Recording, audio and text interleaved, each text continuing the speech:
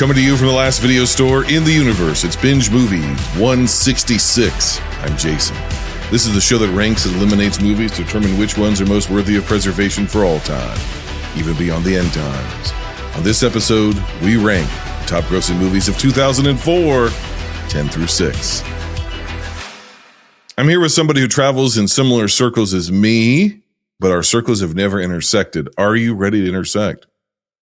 Drew from Real Feels. I'm more than ready. I put on fresh underwear today. Oh, yes. Yes. You can't dock without a pair of fresh underwear.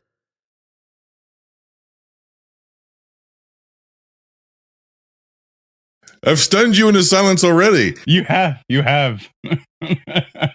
All I'm saying is I see what's behind your head. Our audience can't see that, but I see what's behind your head. And permission to board, Drew. Permission to board. Permission to board Binge Movies. Yes. Warp speed ahead. My Star Trek. Wall Star art. Trek wall art. That can only mean one thing. You're a podcaster. You're a very lonely podcaster. No. The secret is all podcasters are lonely. Ah, there we go. Yeah. Unless you're a grifter. If you're a grifter and you're only podcasting as another way of selling unregulated supplements on unsuspecting marks, then you're probably not lonely because you're probably living in a rented mansion and you probably have a bevy of sex workers around you at any given time. But if you're an average person who has a podcast, you are lonely. So yes. Yeah.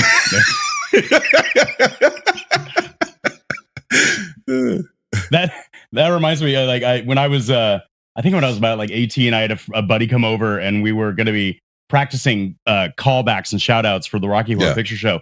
And I had a deck of Magic the Gathering cards just kind of sitting on my countertop.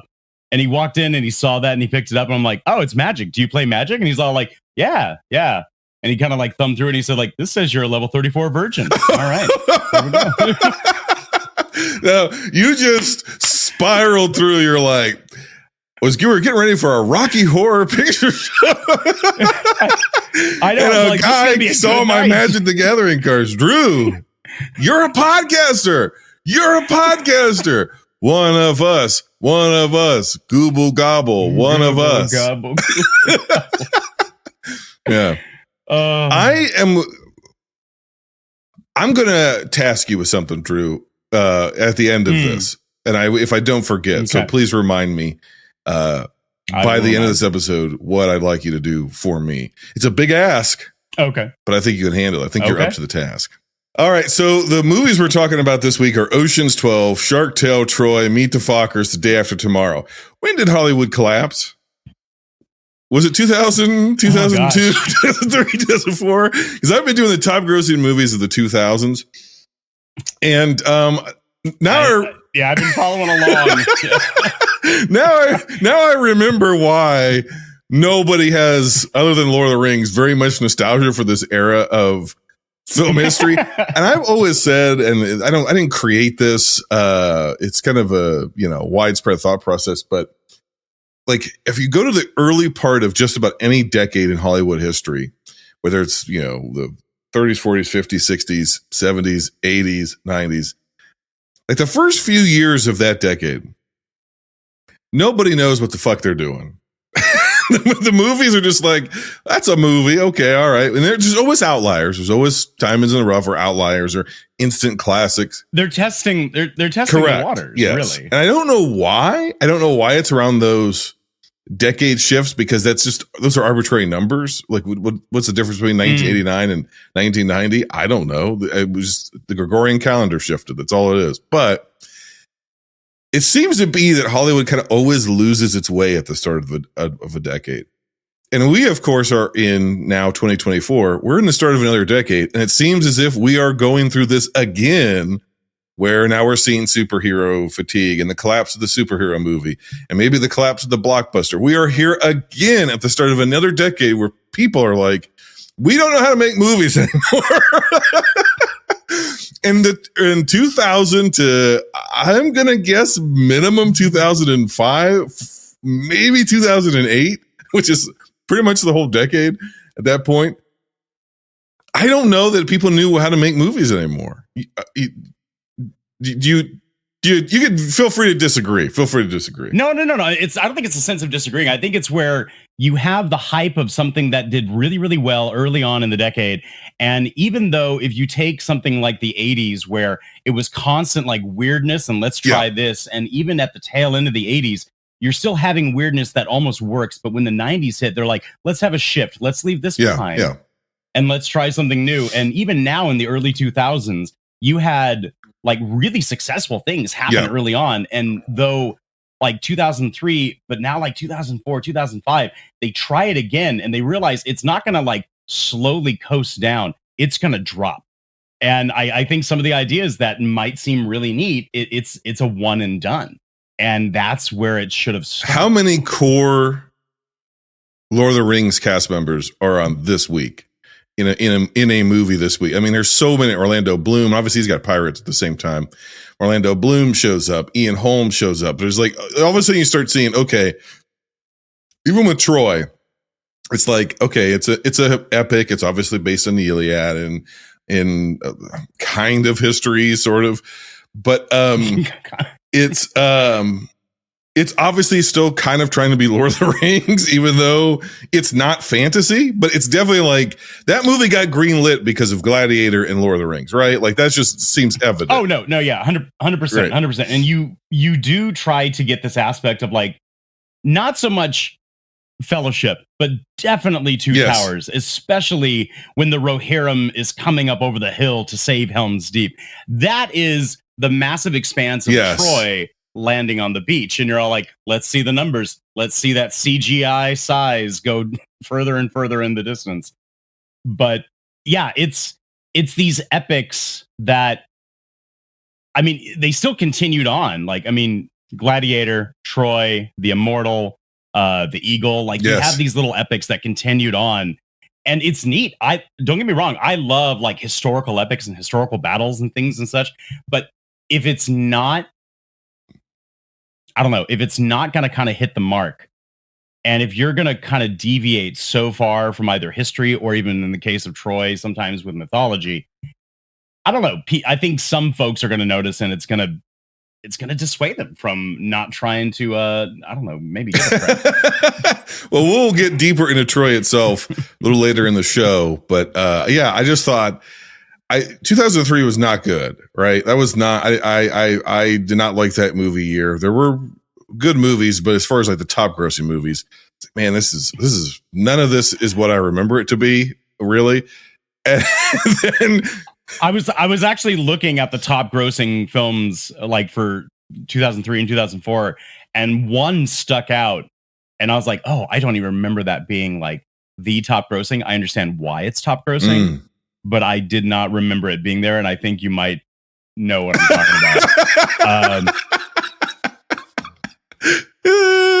Oh, there's plenty of options in my opinion. All right, let's kick off 2004 with a sequel. Boy, there's just, man, that we just sort of gave in 2003, like sequels. That's the ticket. 2004's Steven Soderbergh return of the whole gang's back together, Ocean's 12, which currently has a 55% on Rotten Tomatoes. You know, I was once in a vault while I was being robbed. The only thing riskier than stealing $160 million is having to pay it back. With interest. It just hurts. What we do know is we need a high-paying job. You're doing recon work on our anniversary? I assume that you have some kind of a plan to get him out. Okay, then. Good. I don't even understand what happened in there. Ocean's 12. Look for it on DVD.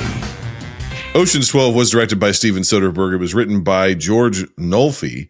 It was a triumphant return of all of the above because we covered Ocean's 11 in the not too distant past. It was released December 10th, 2004.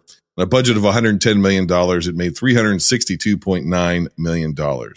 See if you can follow along at home, folks.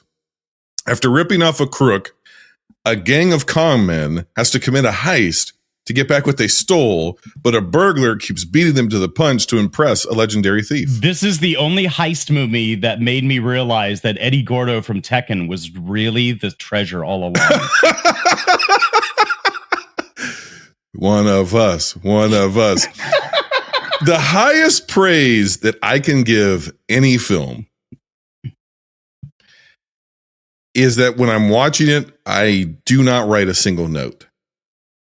Now, I say that, but it actually could be the lowest critique or highest critique I could give a movie as well. Like, I have no notes. This is absolutely terrible. But it's hard for me to say a movie is not successful to me subjectively.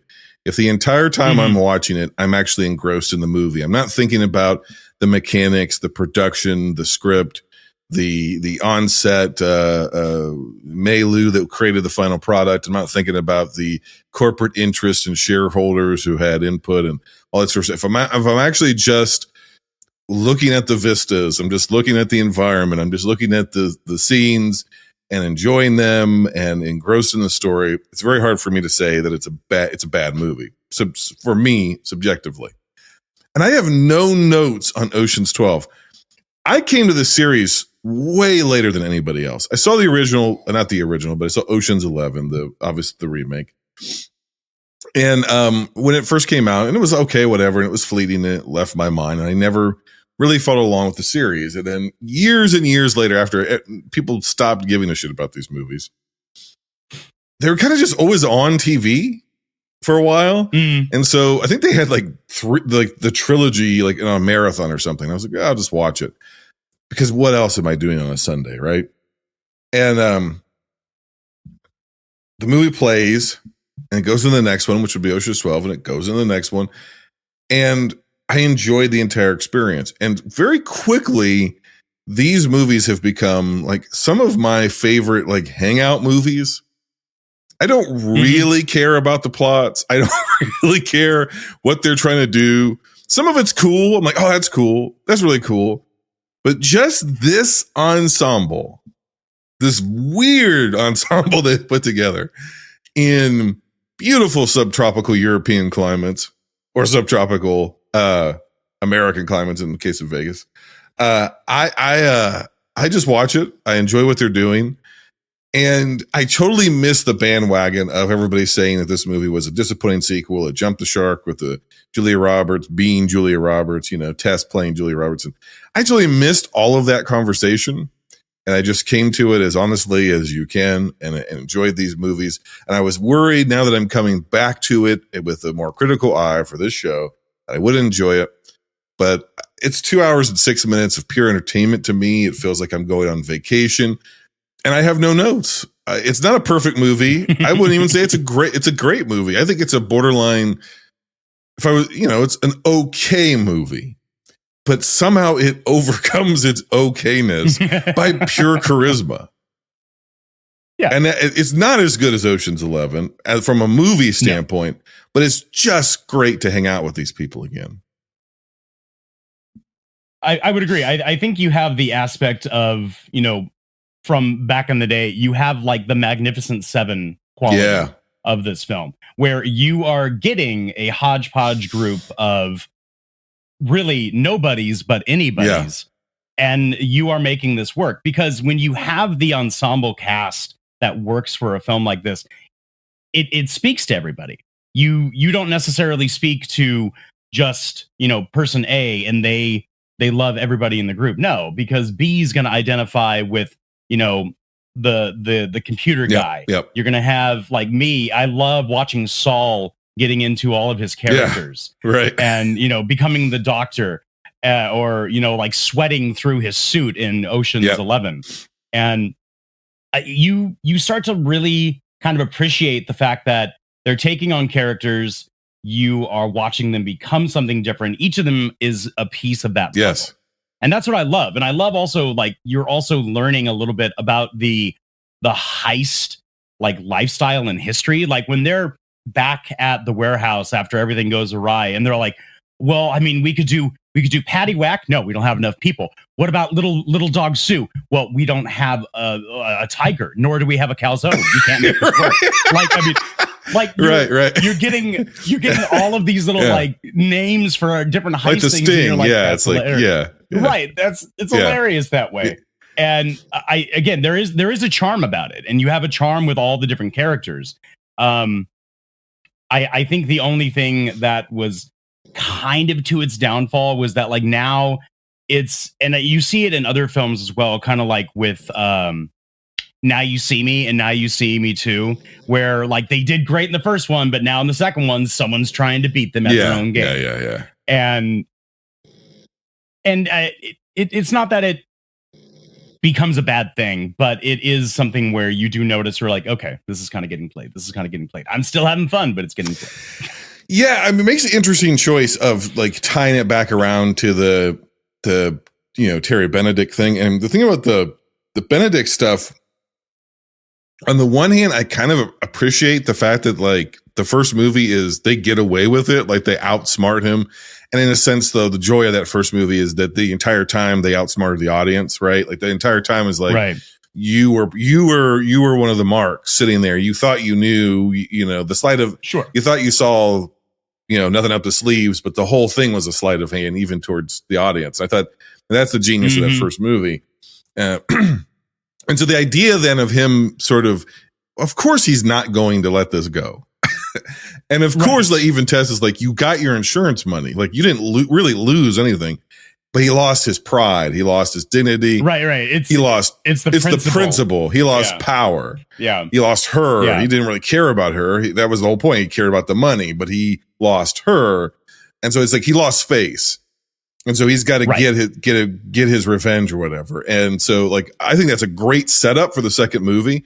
But you're right. Once you bring in another thief who's going to, I'm going to try to beat Danny Ocean and I'm going to do this. And it's like, that's actually the more they include him, that their rival, kind of the more convoluted the movie starts to become. Like it's moving at a pretty good pace. Sure. And you're like, man, this is like, just kind of feels like we're picking up right where we left off in the best way possible. This is great.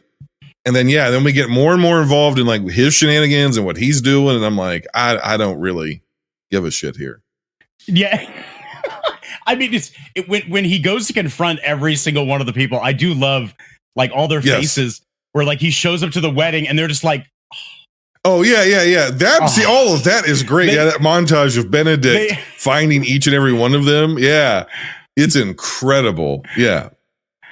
It's still funny. It's kind of quirky, especially with the brothers. Yes. Like, you can see the drama that are there, but then the face of like, God damn it.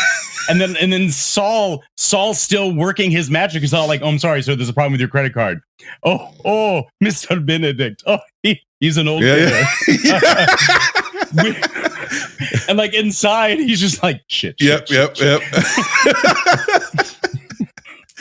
Yeah, exactly. Yeah. And so, I think that goes into what you're talking about though, is like that aspect of it is like, that gives us an insight into like the con life, right? Of like the after, like how do you deal with the fallout and when do you decide, to hell with it? And, and like, they all kind of come to the resolution of, he obviously knows where we are. And if he wanted us dead, we all already be dead. So he's probably not going to kill us yet.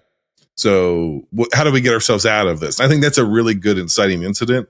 But then, when we start weaving in, all this other sort of stuff, it does become discombobulating a little bit, but I kind of disagree with the consensus, or at least what I think the consensus is. I think, I'm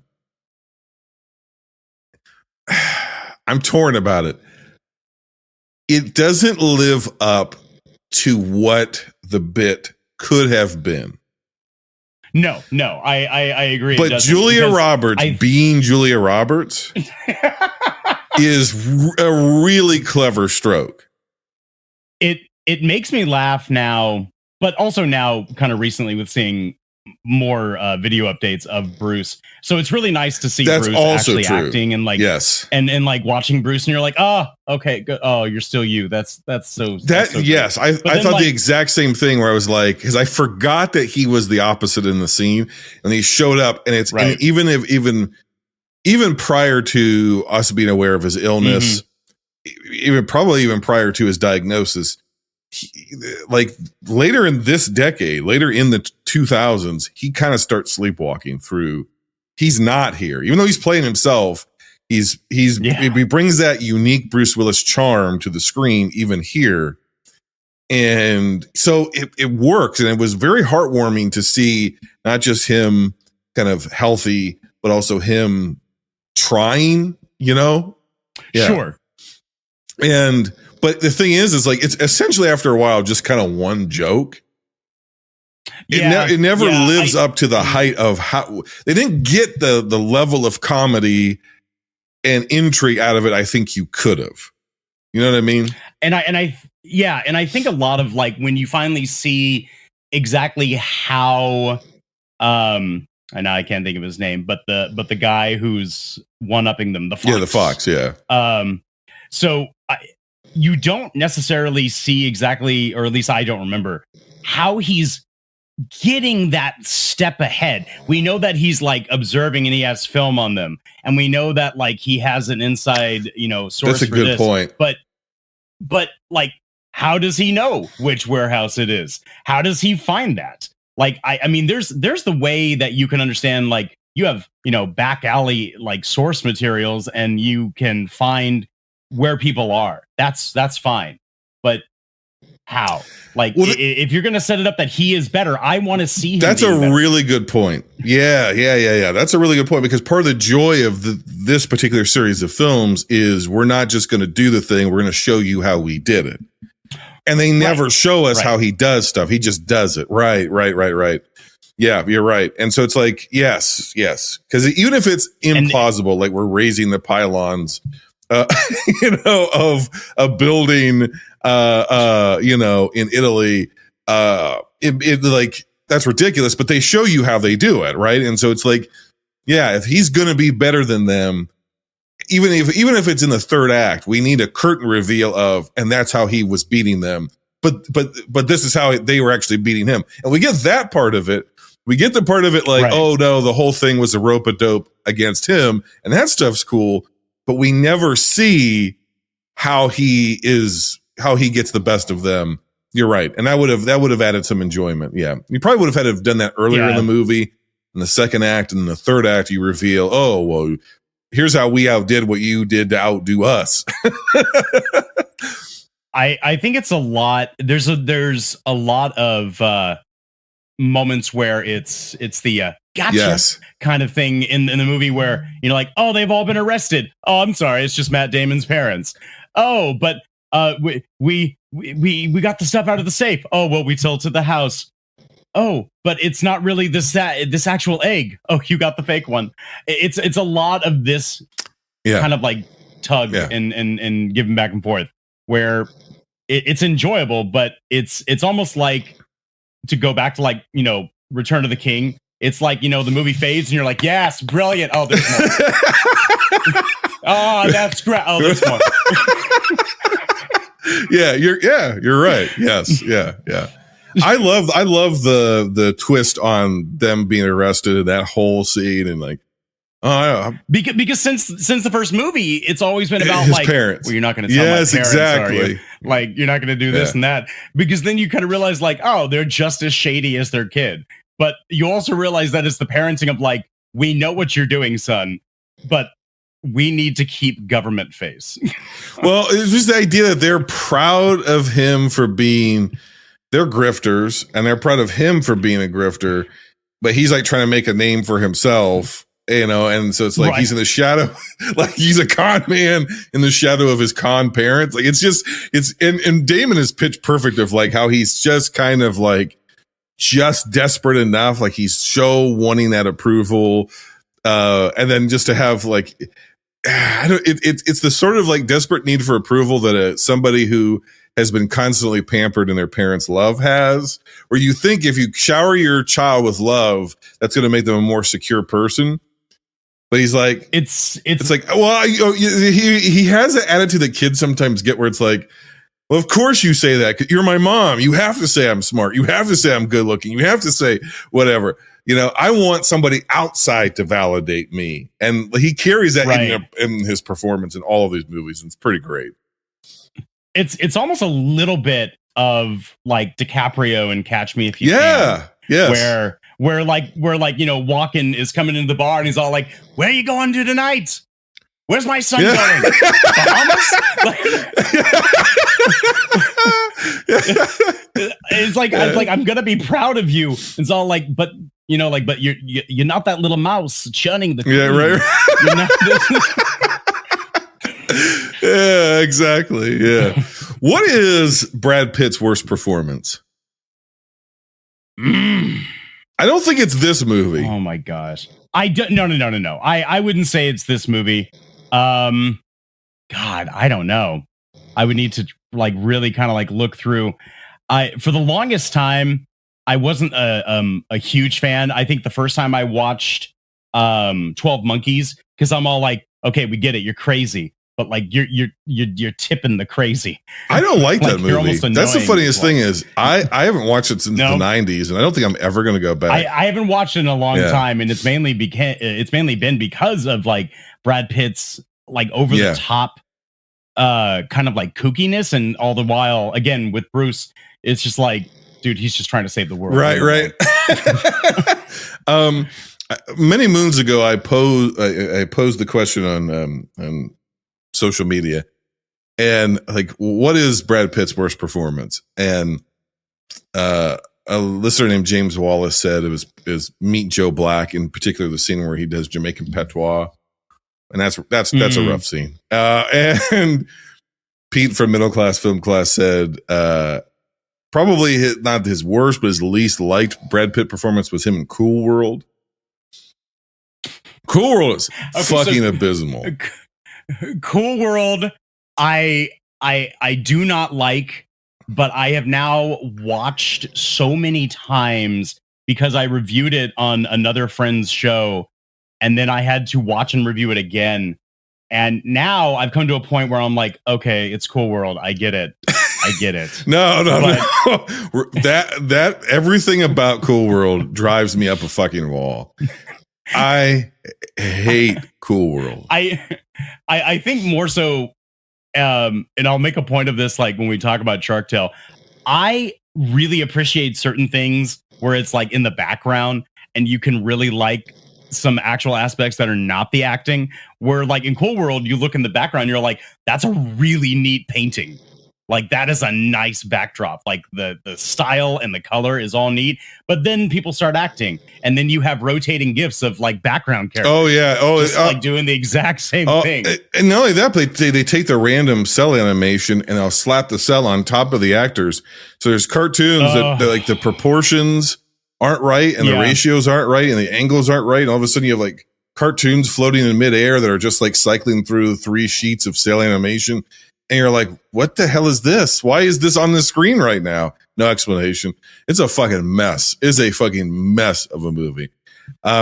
It's weird, yeah. I don't think that's his worst performance. I think his worst performance is coming up on this episode. But as far as Ocean's 12 goes, it's not as good as the original, but I'm still going to give it an 8 out of 10, which is kind of high for me. Just because I like the vibes, man. I just like the vibes. And it's not really good criticism. I don't really care. I enjoy the vibe. And by default, it actually makes it my number one. It's the best of the week. I'm adding it to the short list. Ocean's 12. I give it a 7 out of 10, and it also makes my my top. We didn't have a lot to choose from this week. No. Speaking of, it's time to move on to 2004 Shark Tale, which is a movie I didn't even remember ever existing. It currently has a 35% on Rotten Tomatoes. Whoa! A shark slayer! He's fearless. He's ferocious. He's faking. Just like we practiced. When you punched me and the crowd was... From the creators of Shrek, Will Smith. Sharks are coming to get me! Jack Black. What's the matter with you? I'm a vegetarian. Oh, no. Shark Tale. This film is not yet rated. Starts Friday, October 1st, everywhere. Shark Tale was directed by Vicky Jensen. Bebo Bergeron. That sounds like a fake name. Rob Letterman. It was written by Michael J. Wilson and Rob Letterman. It's a triumphant return of Will Smith, last seen in Something. Robert De Niro, last seen in Meet the Parents. Renee Zellweger, last seen in probably Jerry Maguire, Angelina Jolie, last seen in Tomb Raider. I would venture to guess Jack Black, last seen in, God damn, he showed up in something. Don't remember. Would it have been Shallow Hal? We haven't covered Shallow Hal. Haven't covered it. Oh. It is the triumphant debut of Martin Scorsese. Okay, this one was released September 10th, 2004, and a budget of $75 million. It made $374.6 million. Finding Nemo, who was a degenerate gambler hiding from his bookie. This is a backwards Corky Romano that got caught up in a Shark Week fever dream. That's like a hat on a hat. That's a reference on a movie. Corky Romano to reference Shark Tale, and nobody knows what either one of those things are. Martin Scorsese, after this movie, cannot say shit about superhero movies or what cinema is. I love the man's work. And I've never gotten into the fray about all of his comments and the online film Twitter tit for tat that goes back and forth and all this sort of shit and Russo Brothers box office, blah, blah, blah. I don't give a fuck. The man has lost substantial credibility to tell me what a good script is. If he read this piece of shit and said, I'm gonna get back into acting with this fucking movie. The bombardment of fish puns in the first 90 seconds of this movie sent me spiraling, Drew, into a full scowl. The only joke that even remotely lands in the entirety of this movie is the sushi joke. The fish who opens a sushi restaurant, and it's empty, and he's just standing there like, where is everybody? That's funny because it's subtlety, I guess, in a movie that doesn't know what subtlety is. The faces look like the actors. Will Smith is a fish. Doing fucking shuck and jive stuff from like the bad 90s UPN comedies. This is like, instead of Homeboys in Outer Space, this is Homeboys in the Deep Blue Sea. This is offensive to watch. I was like, who was this for? What slang is this? But it's okay. A lot of whitefish can't do it. It's okay. Oh, it's fucking terrible. God, here's the thing. I love puns. Okay, I love puns. They're punny. I'll start a pandemic.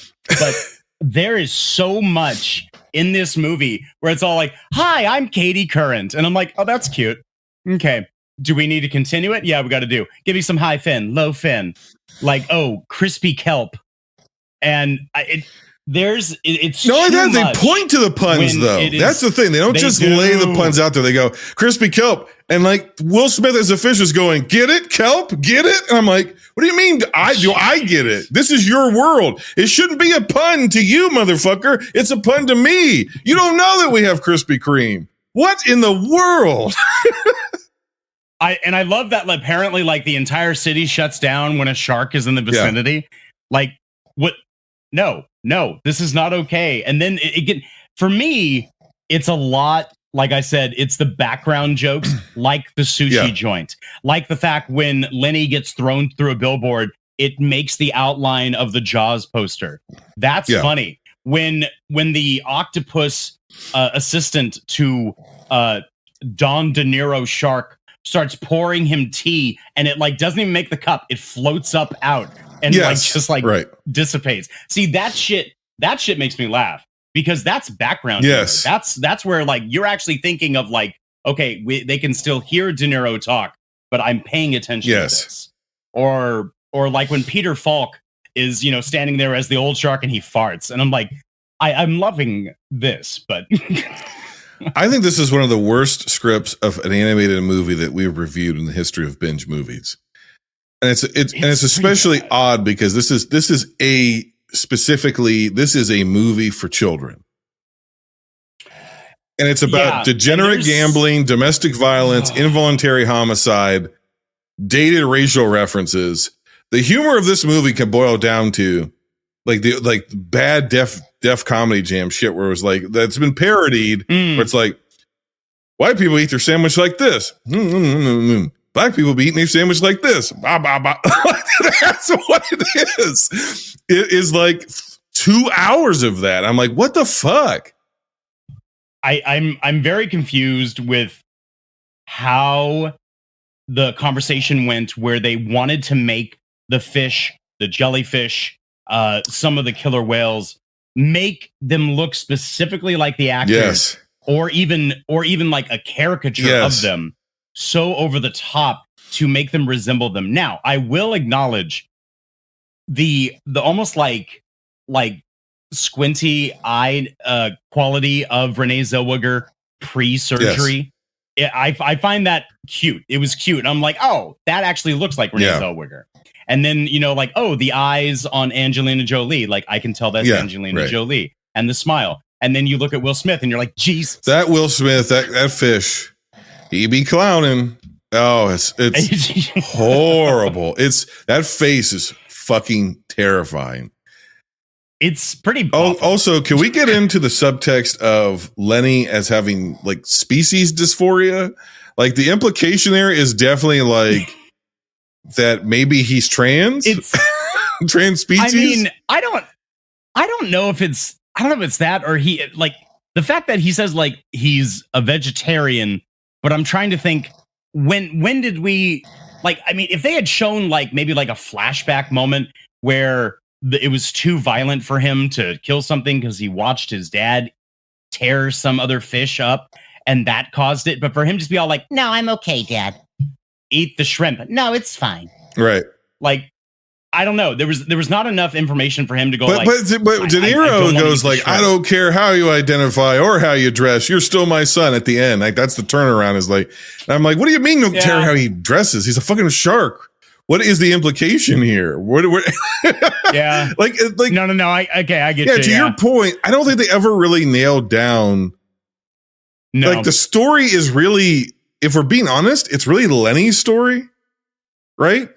Right. Because it's Shark Tale. Yeah, it is. So the movie he's your protagonist. The movie should have been focused on him. And Will Smith's character, if he has to be in this movie at all, which I don't think he does, but if he had to be in the movie at all, he's like your Timon and your Pumbaa. He's a side character he's got his own little B story, but it should not revolve around a degenerate gambling fish who's in too deep with the sharks, literally, the loan sharks, get it? And like bets on seahorses and loses money and takes his quasi girlfriend's family heirloom and hawks it for cash and to pay off a debt, and then he just doubles down on his gambling addiction. And then a shark is murdered in front of him and he lies about it to make himself rich and famous in a fish town. Like, why is that the plot of this movie? Shouldn't it be about a shark who's like, wants to change his stripes? Like, I don't want to be violent. I am a vegetarian. I'm a pacifist. All this sort of stuff. They tried to kind of like, switch it up and not make it, again, you're right, so much about Lenny, but it becomes this almost like cliche tropish story of like, we're going to oust the liar. The liar's going to like, be presented as like who they really are, because Will Smith in this movie is not a hero. Like, he's a jerk. Yes. He's a jerk. He's 100% a jerk. And if you take the title Shark Tale, I mean, it's another pun. It's a play on like, it's a fish story. It's a whale of a tale. And it should have been a more focused thing on Lenny. It should have been Will Smith helping Jack Black. And for selfish reasons. And then Will Smith eventually has his change of heart. And then he helps Lenny reconcile with his father and blah, blah, blah. And Lenny has to stand up to his old man. It's Lenny's story. You're right. It should have been a straightforward, relatively innocuous, heartwarming tale about identity and this and making your way in life, determining who you want to be, determining your own identity. And because that's also what Will Smith's character needs as well, right? He's so desperate to fit in and to be popular and to be successful and to be wealthy. Right. He needs to accept himself for who he is. And you could keep so many of these elements in the movie, but to then go, well, it's really about this asshole fish and all the horrible shit he does and all these people. It's like, I don't care. The seeds are planted there to actually have people kind of almost be sympathetic with him. because he even said, like, growing up, I was proud of my dad. He was, he was washer of the month every single month, like every single year, every single time that he was working until he died. Like, that was his job. And it wasn't until he brought that to other people's attention, which it should have been known. Yes. But when he brings it to kids' attention and they're like, ha, your dad watches whales. Like, sorry, that suddenly made you not proud of your dad. That didn't make that suddenly shifted everything, yet you still went to work there. Yes. Yeah. I don't know. It has a weird deviation of the focus. I think, again, they're trying to cash in on the Finding Nemo phrase, where even in Nemo, it's not Nemo's story, it's Marlin's story. Yep. You're a good point. Yeah, the difference is that works, though, because when the movie opens, it opens with Marlin's loss. It opens with the death of his entire family and his wife, and the fish equivalent of crippling of his youngest son. They're the lone survivor of this massacre. And so when that son eventually and he becomes overprotective because of it, and he loses his ability to just relax and be happy, and because he's so anxious from trauma. And so when that little fish goes missing, then Marlin has to go find him and all this sort of stuff. So they at least set it up. Here you're exactly right. It's like, well, we could do that. We could do a fish story, and it's not really going to be about the shark. It's going to be about the fish. But it's like, you don't understand what made that movie work at all. It was like, you took a really, really terrible script and just set it underwater. Like, this could have been anything. I think with the success and the creativity of Finding Nemo is that you still employed humanistic and like real world aspects. Like, they had traffic, but it was like, it was colorful fish inside of a kelp like traffic cone or whatever. But here it's like actual lights and sounds and a DJ equipment and the fish have like hands. They're trying to humanize it way too much, and they don't need that. I mean, it's just like back in the day watching like Fox and the Hound. Like, I don't need Copper to like, suddenly like open a book and read. I just need him to be friends with Todd. That's all. Right. Yeah. Yeah. So what we're saying is this is an idiot's Finding Nemo. Right? It's like Finding Nemo for people who don't understand subtext. It's like, guess what? We got no subtext in this movie. It's all text. It's all right there. There's nothing deeper. It's all surface level. Below surface level. 3 out of 10. Worst of the week. I hated this movie. Hated it. Yeah. I gave it I gave it a 2 out of 5, so that makes it a 4 out of 10. But it might go lower after this conversation. And the thing is, we're obviously not like coming at it years later. This was a beloved movie, and years later, we're looking back on it. This movie was successful, but it was not well regarded. This movie stinks. And I would love to be able to go back and go, well, in hindsight, or maybe our perspectives have changed. And actually, it's pretty charming. No, it isn't. We were right back then. The critics were right. You were right, audience member. I remember seeing that and I thought it sucked. You were right. Shark Tale sucks. There were moments where I genuinely had a chuckle, but I think it was more like because, oh, thank God, something is like breaking this nonsense kind of like drone noise. Like it's a noisy movie, just like noise constantly through. And I remember distinctly when I saw the list when you sent it, I was like, oh, Shark Tale. Like, do I remember anything about Shark Tale? I remember the one joke. You're so poor, your baloney don't even have a first name. Like, that's the only thing I remembered from the entire film. And that was it. That was it. Okay, well, moving on. Wolfgang Peterson, of all people. Wow. This time we're talking about Troy, which currently has a 53% on Rotten Tomatoes. This will be the greatest war the world has ever seen. We need the greatest warrior. They're waiting for me. I won't ask you to fight my war. You already have. The loser will burn before nightfall. Before my time is done, I will look down on your corpse and smile.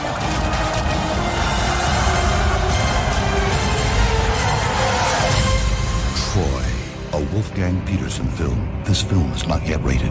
May 14th. Probably was directed by Wolfgang Peterson, who was not thought well of by most of his principal cast. The screenplay by David Benioff. Yes, that David Benioff, who either saved or destroyed Game of Thrones, the television series. I'm not sure. It's quote unquote based on quote unquote the Iliad by Homer, of course.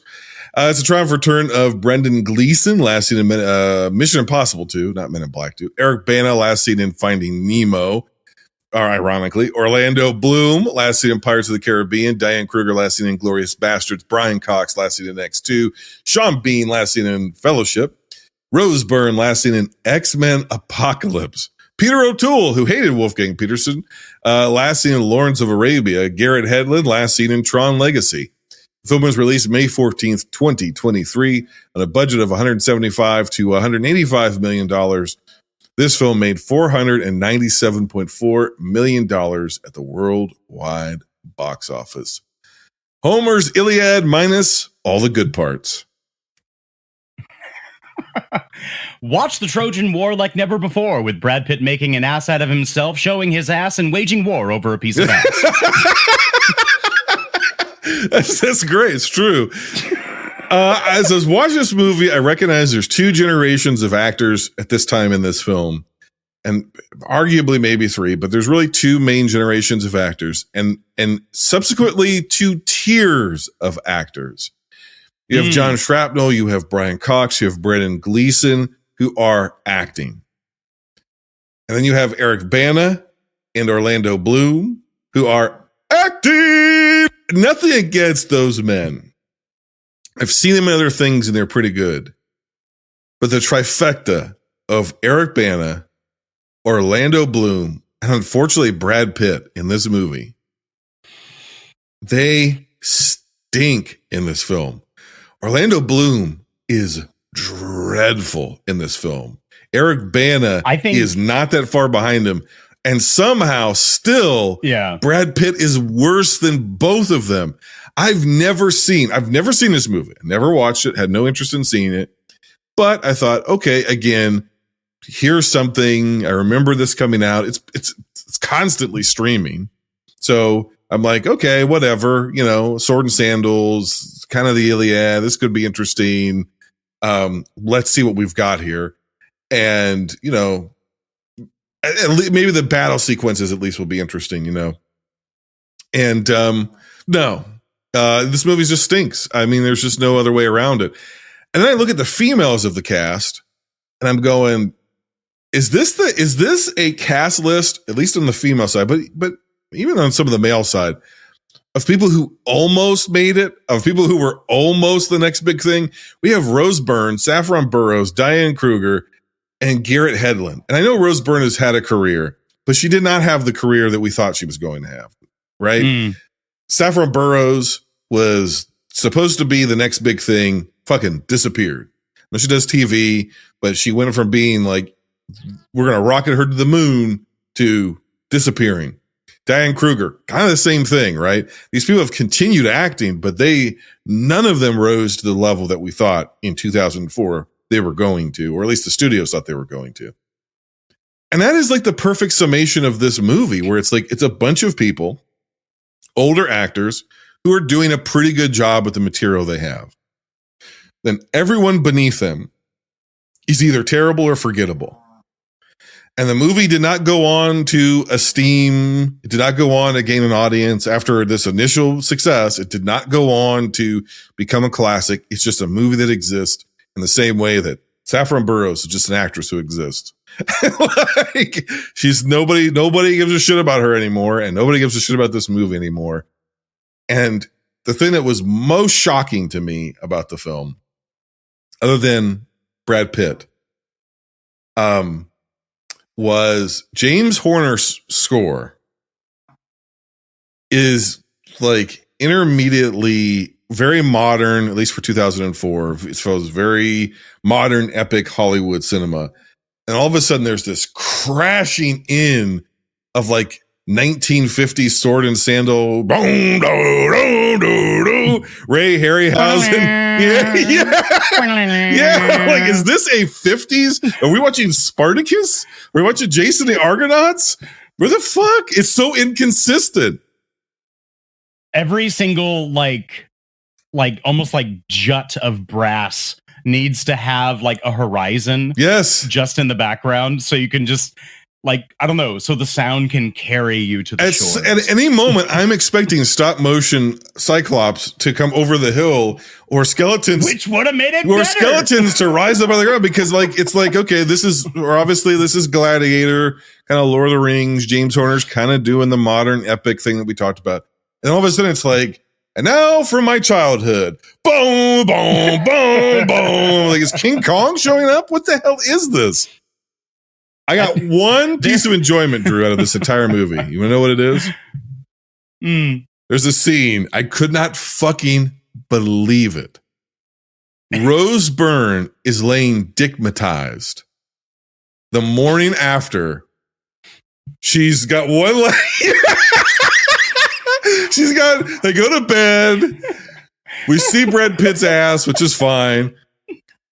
It cuts to the next morning. Brad Pitt's up and getting ready and putting his armor on and washing the dishes, doing whatever he's doing in his tent. And Rose Byrne has one leg strewn off the bed, both arms out, is like her tongue is hanging out of the side of her mouth. She looks absolutely rode hard and put away wet. She looks like dick drunk. And I'm like, what in the world? And the guy walks in and looks at her and goes, whoa. It's like, what the fuck is this? But it's like, oh yeah, Brad Pitt, he's the best warrior. He's the best soldier. And he's got the best penis anybody's ever had. It's like the movies wants us to think, this is the greatest guy who's ever lived. I'm like, no. Even Brad Pitt has said that about the movie. He's gone on the record to say like, he's like, was disappointed. And in particular, he's like, Wolfgang was great to work with. Really, I'm disappointed in myself. What he said about himself is he's like, I couldn't get myself out of the center of the frame. He's like, my own ego wouldn't let me get out of the way for the movie. And I really regret. He's like, by the way, he did not want to be in this movie either. He jumped off of a different project, broke a contract essentially. And so he was obligated contractually to make it up to the studio, and they wanted a big star in the lead role, and they forced him to do the movie. And I don't want to say you can tell, but he's not the right fit for this film. No. And I mean, his emotions they're not there. We almost have like 3/4 of the film before we actually get like true emotion from him. Now, I don't know if this is just supposed to be like this, I don't even want to say stoic. I just want to be all like this, like laissez-faire kind of attitude of Achilles going to war. It's all like, all right, fine, let's go. Did he die? Cool. I'll be in my tent. That's exactly what it is. Yeah. That's the attitude all the way through until Peter O'Toole comes in and just says like, let me bury my son. Like, and that's a great moment with Peter. Well, that's what I mean. Peter O'Toole and that generation, they're fucking acting. You know, the script may not be very good, but they're getting something out of it. That older generation, right? They're right. Not just fine in this movie; they're very good. Peter O'Toole is very good in this movie. I remember I watched the movie with some friends, and they were all like, "Wait, I don't understand. How did the king just suddenly like make it into the enemy camp?" And I just had to look at them, and I'm like, "Okay, well, first off, it follows the Iliad like to a T, almost to a T. Like this is actually what happened. He snuck into the camp. He even said he's like, I know my own kingdom better than like some people like some Greeks coming onto my shore. But that moment, him begging for his sons, to be returned to him, and Achilles in the Iliad is so moved. This is why he agreed, like 12 days, we will not attack you. I promise you, no Greek will set foot near Troy. And it's neat, like the slight nods where it does respect the Iliad, I do enjoy. But when you don't get any type of emotional like spectrum out of Brad Pitt for the majority of the film, it's interesting, and it's it's weird aspects that almost like spur those emotions. Like when Patroclus dies. And you're all like, you just killed his cousin. And you're like, some scholars say cousin, some scholars say lover. Why don't you decide which one's actually better for the story? I was in a very crass way, Drew, was going to ask you, was he fucking his cousin? It seems like the only thing he really gave care about was that very handsome, pretty young boy who was with him. So if you look at the Iliad and you look at different historical articles and notes, like that Patroclus, they're of no relation. So there is no relation. They made that for the film. So now all you have is like a young ward dying in battle, who he's trying to be he wants to be his hero. He wants to be Achilles. Yes. He wants the fame, the glory. He wants to kill someone. He wants, again, I think he wants you want someone to be proud of you. There's a lot of things that actually connect a lot of these movies that we're going over. It's in pride. Pride is one of these things that overall for 2004, for what we're covering, pride is a huge problem. Yes. For a lot of these characters. Whether the screenwriters know it or not. Whether they know it or not. And for Patroclus, like, unfortunately, his pride got in his way, and he died for it. And apparently, I think it's weird how like one kid dies, and that just like stops the war, or that stops the war for that moment. Yeah, but a lot of kids died in those wars, but none of them were as hot as Garrett Hedlund. No, and that's definitely the reason why. Beautiful hair, beautiful head of hair on that guy at that time. Wow. Yeah. Yeah, I definitely got the feeling of like the way you would say it now is like, it's like, or the way you would have said it a couple years ago, I guess, would be like, like, bro, is it gay to go to war to fight for your child ward who who hero worships you? Like that, it definitely gets a feeling of it. The sense is like definitely like, the movie doesn't want us to walk away with any implication that there's any sort of love between these two. You're right. And I don't even mean in a sexual way. It's gay for two men to care about each other. So he's got to be his cousin. That makes it okay for him to give a shit. I think it's all, yeah. And I think it's also kind of weird where like you have some of these big war epics and you have moments where, maybe these powerhouses of history, like maybe they swung on both sides of the fence. Is that especially gonna, like, ancient Greece? And in ancient Greece, sorry, I'm gonna go pop in my director's cut of Alexander. Yeah, there you go. And does that change anything? No, it changes nothing. And so it's, I enjoy, like I said, like the nods to the actual Iliad, like even before Brad Pitt goes off to war and he goes to Troy. You have his mother slowly walking through the shoreline, picking up, little seashells. And you're like, oh, I get it, because his mom was a sea nymph. Okay, she's in the water. And there's, I like that. Is the movie hurt? Delicate movie hurt by the fact that it's 99% demythologized, that they took any kind of otherworldliness out of it? Does it matter that 99% of the people who are going to watch it don't realize it's demythologized? Man, you're asking the hard questions. There's something about two guys on a podcast, that can get pretentious really quick. But I am always stunned by what general audiences know and don't know. Agreed. Like, I just assume that. I don't assume less of people, I guess. I assume that, well, we all know what the Iliad is. Maybe we haven't read it since high school, or maybe we never read the whole thing, but you at least know the cliff notes. You at least know, and it's been in media, and it's been, it's been an archetype of a hero's journey that's been used, over and over again, and elements of it have been taken for non-adaptations, but just sort of that epic hero's quest over and over again. And I think you're right. And you would probably know this from what your actual livelihood is. The answer is no. People don't know those things. The average person doesn't have that information. The average person isn't sitting and watching hundreds of movies a year, reading dozens of books a year. They're not. That's not how normal people live their life. No, agree. It isn't necessarily a bad thing. No, and that's not a bad thing, and that's not to like devalue someone Correct. for not knowing. Right. Not at all. Like I think it's that very is easy though something to that be is such a hardcore movie person, hardcore, literature person, hardcore anything, whatever your interests are. Yeah. That you forget what casual, just people who are living their life. Hardcore sports fan. If you're a hardcore sports fan, you lose track of the fact that the average person just can't rattle off stats for like 1960s football players or whatever, right? Or right. I don't know Wilt Chamberlain's shooting percentages, but somebody who loves basketball probably does.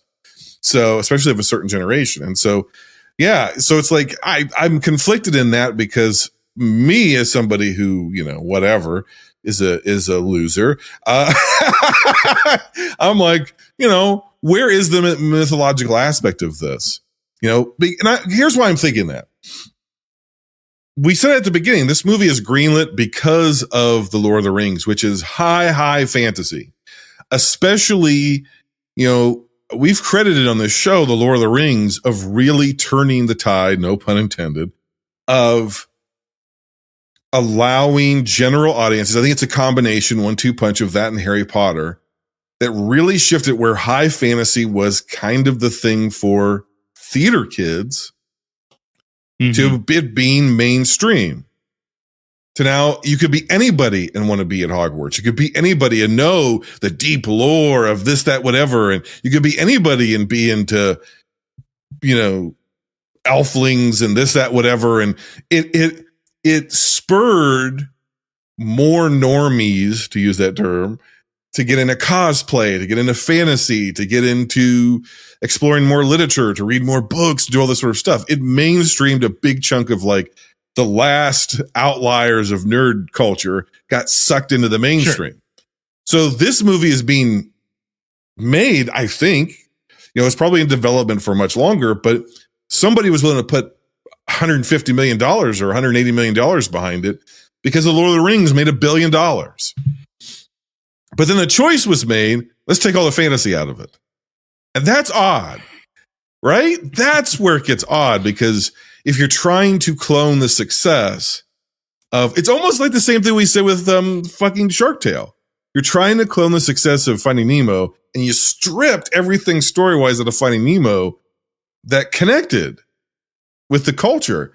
And they're doing the same thing here, where you've got the battles and you've got the sword and they got the horses and we got the whatever, but your source material has inklings of mythology to it, right? It is mythology, and you are taking the mythology out of it. And like, no, we're going to try to tell you, like, we'll reference it, but this is how it really happened, but it isn't.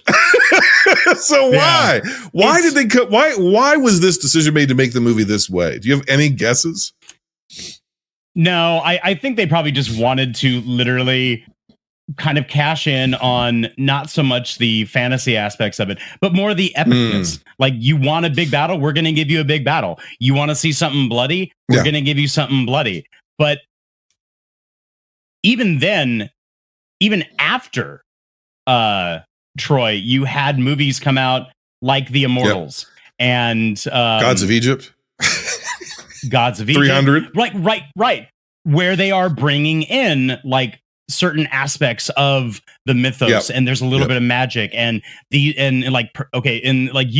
later, but like Percy Jackson, like you have this magical aspect where I think people are right. You're getting the lore. You're getting a superhero quality without it being a superhero film. Interesting. So,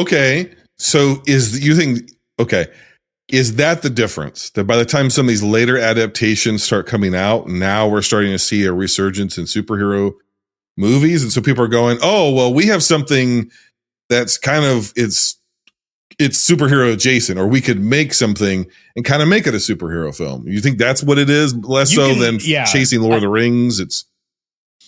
I think so. I think you're still trying in the background, maybe as like a consolation prize, trying to go for like the epic battle and the epic movie. But if you can later on integrate little bits of magic where people don't need to question it, all they need to do is go like, oh, okay, gods, I get it. All right, we're gonna make this work. And I don't know. I also think it's a shame where you have people in movies where it's still like the epicness of trying to do like a great war film, and you have people like Brian Cox. Like, again, most movies that like we're reviewing, I remember very, very faintly. But the main thing that stuck out to me was Brian Cox in the one scene where, you know, Agamemnon's brother gets stabbed and falls down, and he's just like, he stares back, and there's that moment that, and he just screams. He just like, that's his charge. His scream is, ah! Like that stuck with me for decades, and I loved it. I love that moment. I love that moment, and I think he plays Agamemnon to a T. He's cocky. He wants what he wants, and I think the only downside is that like he's killed by the wrong person. But that's just no. I think that older, like I said, that older tier of actor are fantastic. They just so happen to be in a different movie than everybody else. And I'm going, okay, this either needs to be leaner, sleeker. We're going to make a modern action movie, for lack of a, here's sexy ass Brad Pitt and sexy ass Garrett Hedlund. And they may or may not be lovers, but they're all oiled up and they're going to fucking war, and we're excited for it. And he's fucking Rose Byrne. And I'd love to live in his sandals, because Rose Byrne is A-okay, right? And that's either what this is, right? It's either sort of like a testosterone fueled Gladiator, even more than Gladiator was, or it is a like true historical epic where it's a little bit more grounded and more serious, and we spend more time with the characters. We understand the geopolitics, or it's mythology. They kind of ended up doing a little bit of everything and then kind of serving nobody. The characters aren't served well. The battles are not interesting. They're big, but they're not interesting. They're not shot particularly well. They're not. I never get the same charge. And I'm not a long-term Lord of the Rings fan, by the way. I watched them when they came out, and I thought they were fine. It's just in doing this show and revisiting them that they're really they really stood out to me as what they really are, which is like a high level of that type of movie, probably the pinnacle of that type of movie. So, but it's like, man, there's a lot of battle sequences in Lord of the Rings that I really give a shit about. And it's mostly because I give a shit about the people who are in those battles. True. And I don't give a shit about any of these people. There's nothing in this. I don't connect with Achilles at all, where we're introduced with him. And he's like, that's why your name will never be written in the history books like mine. And his mom's like, well, you know, you could, but if you go to that battle, you're going to be the greatest. It's like, I understand. I get it, you know, but I know, I get it. She's Lady Macbeth in his ass, and I understand all that, but it's give me something to care about. I don't care about any of this. And because of that, I can only give it a 5 out of 10. It's not horrible. It is not like it's not terrible, but it is not good. That's my number 3 for the week. So Troy, for me, for what it is, a lot of the battle sequences, but then there's faults that I can't necessarily overlook. It gets a 3 out of 5, but it still takes third. So spot. 3 out of 5 would be what out of 10? So 6 out of 10? Okay. Yeah. All right. Moving on. Oh boy. Oh, fuck. Meet the Fockers, which has a 39% on Rotten Tomatoes. From Universal Pictures. We're family now. Good icebreaker. Comes the mother and father. Make sure Moses doesn't go in there. They have a cat. Of all comedies. JJ, no! The cat can flush? Meet the Fockers. Rated PG-13. Meet the Fockers was directed by Jay Roach with a screenplay by Jim Hertzfeld and John Hamburg. The story by Jim Hertzfeld and John Hamburg, based on the characters created by Greg Galina, Mary Ruth Clark. Strive for return of all of these people because we've seen them all before. Meet the Parents for sure. And I think this might be the triumphant debut of Barbra Streisand. I don't think we've covered Streisand before. This film was released, Dustin Hoffman, I probably haven't seen him since Hook, but this one was released December 22nd, 2004 on a budget of $80 million. It made $522.7 million. Again, we said this when we did Meet the Parents. I can never imagine a world ever again, I could be wrong, where a comedy would make $500 million. I just don't ever see it happening again. Greg Focker has found his place in his father-in-law's circle of trust at the cost of abandoning his principles and his parents. Your parents are awkward. My parents are awkward, but I love you, so deal with it. That's family. In one movie, Jack said that I have nipples, Greg. Can you milk me? And in the next movie, he's being milked. Do you get it? Touch the breast, Greg. Do you get it? Touch my breast. Yeah, no, I get it. These movies require people...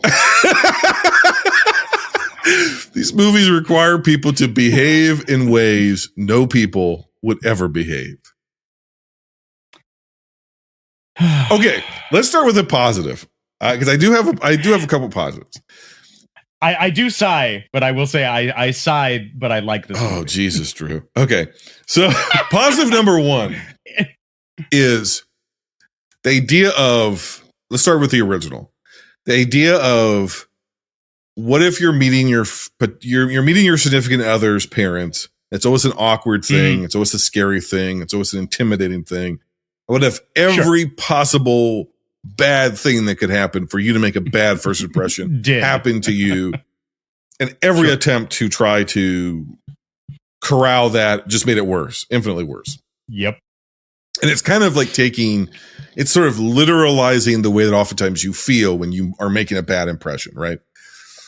Or you feel like you're making a bad, or you feel like you're not making a good impression. Like it kind of is an externalization of all that, like shame and no matter what you can self-consciousness. It's never working out. It literalizes it. Okay, that's the first one. Okay, that's fine. Whether you like it or don't like it, like at least it's like I understand why that movie was made. I get the spark of that idea. This film is, well, now, even if you do finally make a good impression on your in-laws or future in-laws, eventually they got to meet your parents, and your parents are fucking weird. And you're self-conscious not about yourself, you're self-conscious about your parents. And that makes sense. That is the next logical place for this to go. And then, of course, we literalize and externalize it. And it's not just that you perceive your parents as weirdos. They are fucking weirdos. Or at the very least, they're the exact sort of people your in-laws will think are weirdos. And that's fine. And I think that casting Dustin Hoffman and Barbara Streisand was great. I think Hoffman and Streisand have amazing chemistry together in this movie. I think Hoffman is I love him. He's one of my favorite actors of all time. And which is like, whatever, but it doesn't make me a genius to say Dustin Hoffman's one of the GOATs, but he is. And he's so good at these kind of guys that he would play later in his life are very different than what he played earlier in his career. But these sort of guys who are, there's a warmth. There's a genuineness under the surface, right? He's not a guy pretending to be genuine. He's not an actor who's acting genuine. He's an actor who, regardless of what he's doing underneath it, there is a genuine warmth. Part of it's like this twinkle that he has in his eyes. It's charisma, but he knows how to work it so that that this character, no matter what he's doing, no matter how cringy he is, truly has the best interest of his son in mind loves his son, loves his wife. Streisand could do the same thing. She's got that. It's charm, and they're so fucking charming in this movie, despite the stupid horseshit this screenplay has them do. Here's the other thing. His parents are not idiots. They're highly educated, very intelligent, very intuitive people.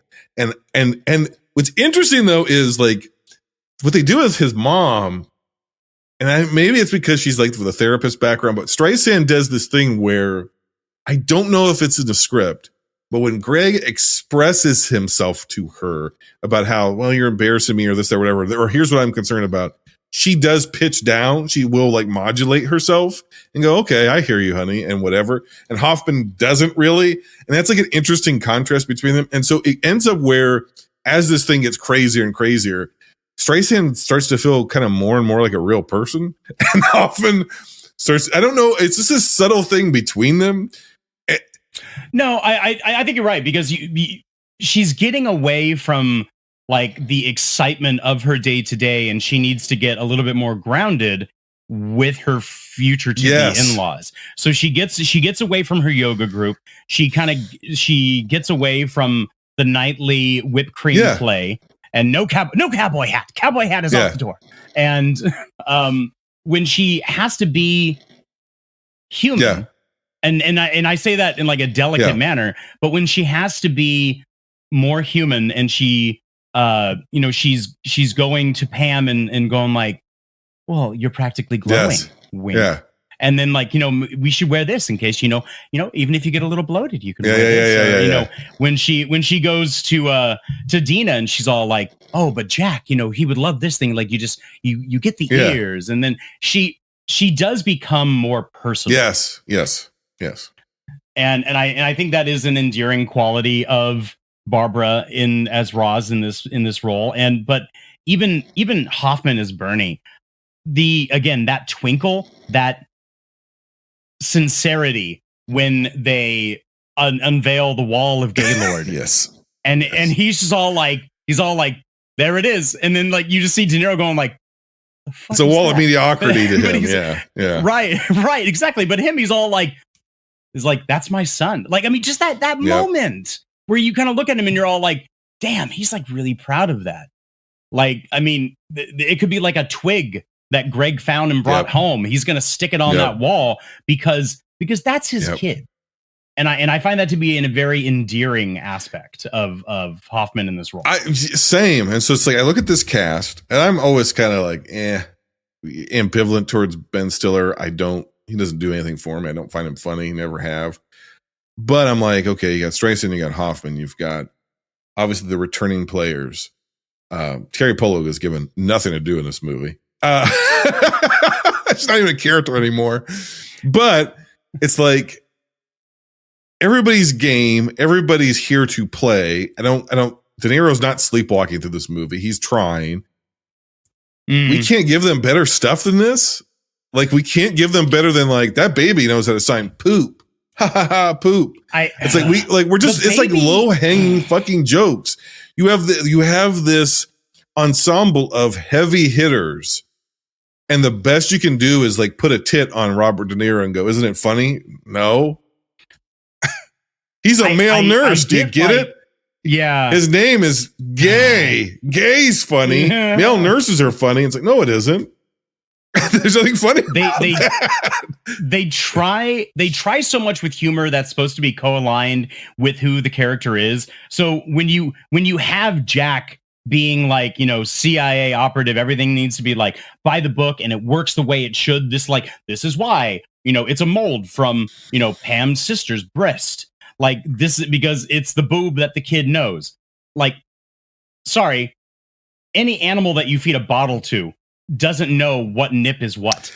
Like, it doesn't matter. To your point, if Jack is such an exacting sort of like, again, a CIA sort of person, I don't believe that he would ever do that. I actually don't believe that's true to his character. That's like way out there eccentric behavior. I don't believe he'd be like, let me get a 3D print of my daughter's tit and put it on. That's so odd. That doesn't feel true to his character. Now, the RV that he gets, that feels true to his character. Sure. The one thing I gotta laugh at him is so stupid. This is low hanging fruit. It's when he wakes up in the middle of the night, he comes and he's got Greg driving, and he sits next to him and he goes, shake a leg. He goes, yeah. Would you like a cup of coffee, Greg? And he's like, yeah, I guess I am getting kind of tired. And he starts screaming. He's like, get up and get Greg coffee. Shake a leg, woman. And then he's like, oh no, and then like he's mortified. He's like, oh no, I'm just joking with you, Greg. This is soundproof. And then like there's just the beat that he takes where he's like kind of chuckling to himself and he goes, but never to talk a woman to talk to a woman like that, right, Craig? That's not appropriate. Like that is true to that character, right? Of like, and I think it's like one of the first jokes that you actually see him like truly crack. I mean, like there's the humor that he tries to bring in the first film where he's all like, where he does say like, well, I have nipples, Craig. Could you with me? But this is like, I think it's legitimately like the first. It's a joke. And then it's a joke. And then we're seeing like a little bit of the dynamic between his marriage with Dina. Like, you know, she sits there and she's like, muskrat. Yeah.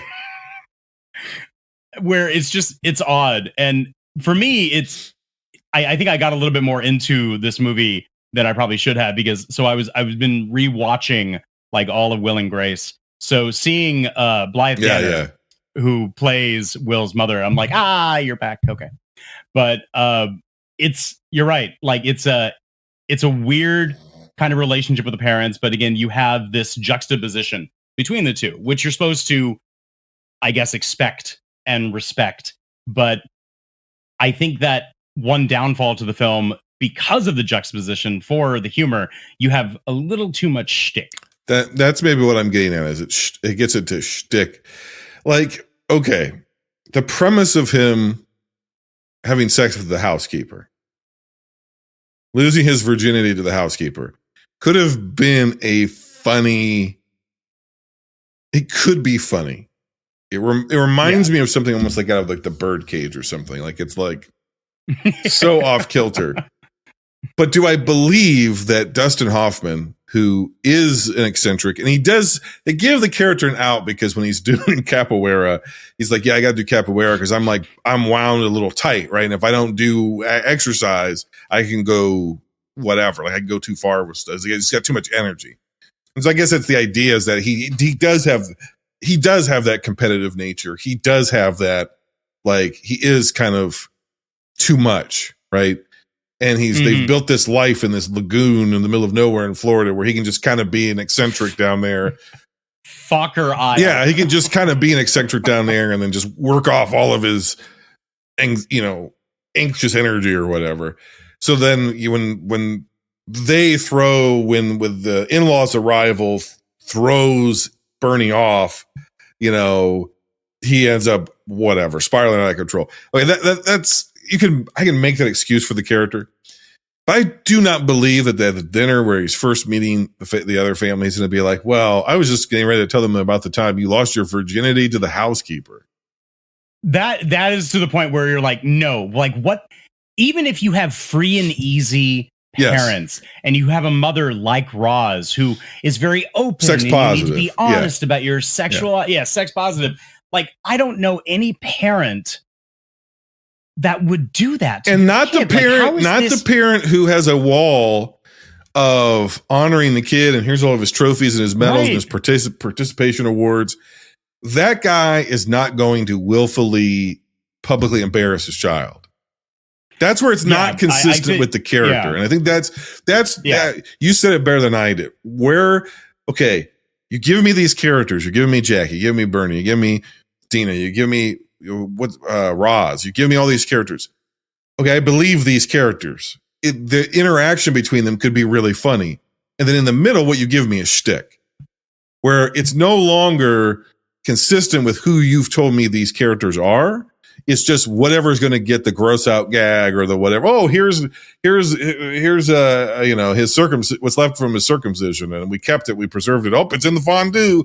Like, it's just like, and I know that like part of that is early 2000s kind of gross out cringe humor. It's a carryover from Farley Brothers and, that sort of shit from the late 90s. But boy, it just doesn't fucking work for me anymore, because it feels at odds with the movie that they're making. Yeah. So go ahead. What? Yeah. So tell me what else I'm not trying to talk you out of liking the movie, because if you what worked for you about Meet the Fockers? So I think what worked for me is that so I like Hoffman's character, where there is that genuine sincerity, and it might be, so for me it might be on a more personal level, recently. So my father passed away back in April. Wow. And so seeing Hoffman in this genuine sincerity, where he can obviously like show off that he's loving and he's proud of his kid. And like he would, do anything to try and like save things and rectify. Like when Jack's trying to leave and he's laying in front of like the RV and he's like, I'm not moving, Jack. I'm not moving. I'm not going to do this. And then, when Jack eventually drives away, there's the line. I don't know if it's just cut off in the commotion of everybody yelling, but you hear Dustin Hoffman say like, Jack, come back. I'll go deer hunting with you. I'll go deer hunting. Yeah. And you have everything that like he's trying to do for his family, even when he is, trying to talk to the cop, which I think is hilarious. And then you have families eventually coming together. Yeah. And Jack, I think, is starting to realize like, okay, maybe I am a bit over the top. Maybe I am, doing this for like my reasons, not what I think is actually safer for my family, which is kind of a disappointment in retrospect, because after I watched this, I watched Little Fockers. Oh, wow. It's not like Jack tones himself down. So yeah, Little Fockers, man. Wow. I kind of had to, because everything like I watched the first two. And I'm like, I just gotta finish it. But yeah, I think there is a neat aspect where I don't care what family you can come from and what walk of life. I think you can see the love of a parent in this film. I'll tell you this. I would love to be the sort of dad that Bernie Focker is in this movie. Right. And I would love to have that. I'd love to have that sort of dad, and I would love to be that sort of dad. Right. So now I've got a story for you that is not as heartwarming as what you just told. So I've watched Meet the Fockers twice this year, because I covered Meet the Parents earlier. And so I watched the trilogy. I was like, well, I got to watch the next one. And I totally forgot that I would eventually get to it anyways. Because I was like, and I saw this one in theaters. I saw, I think the first two in theaters. Definitely saw this one in theaters.